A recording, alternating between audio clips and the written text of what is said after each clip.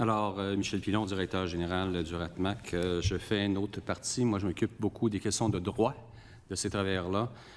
On les défend d'ailleurs devant les tribunaux, tribunal du travail principalement, et on dépose des plaintes aux normes et les cas d'accident de travail non déclarés.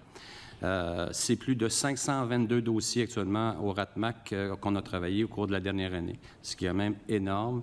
Et ce n'est que la pointe de l'iceberg, dans le sens que les travailleurs, en général, ont peur de déposer des plaintes parce que, justement, ils ont des permis fermés. Et de là, mon propos sur les permis fermés, le RATMAC veut l'abolition des permis fermés. Pour nous, c'est de l'esclavagisme moderne, tel que dit par le rapporteur général. Tout dernièrement, d'ailleurs, le RATMAC a fait des représentations auprès du rapporteur général le 2 septembre dernier. Autre chose aussi qu'on demande, c'est bien sûr la promotion, bien sûr, des droits des travailleurs. Les informer de leurs droits, c'est important.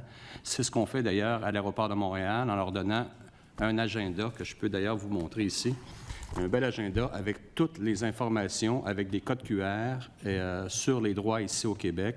Ça leur permet aussi de mettre leurs heures de travail, parce que si jamais il y avait une problématique devant les tribunaux, quand c'est pris d'une façon contemporaine, c'est considéré comme une preuve. Alors, c'est quand même quelque chose d'intéressant.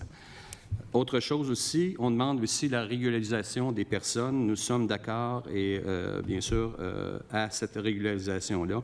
On souhaite bien sûr un statut plus large, inclusif et permanent pour les travailleuses et travailleurs migrants agricoles et de la transformation alimentaire. Beaucoup, malheureusement, se sont retrouvés comme des sans-papiers du jour au lendemain à cause du système de permis fermé.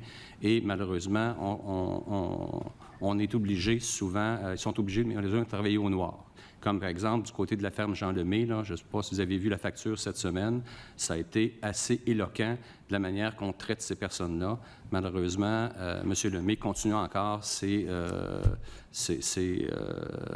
frasques. Si vous allez encore à Saint-Jude, il y a encore des autobus de travailleurs qui n'ont aucun permis de travail et qui vendent un peu partout, bien sûr, encore aujourd'hui. Enfin, on parle bien sûr d'accorder à l'ensemble des travailleurs étrangers un accès égal et inclusif à la résidence permanente.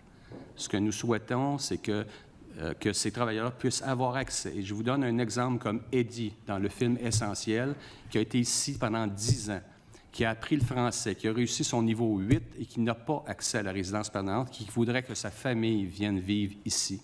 Et je pense que c'est un candidat qui serait très intéressant pour le Québec.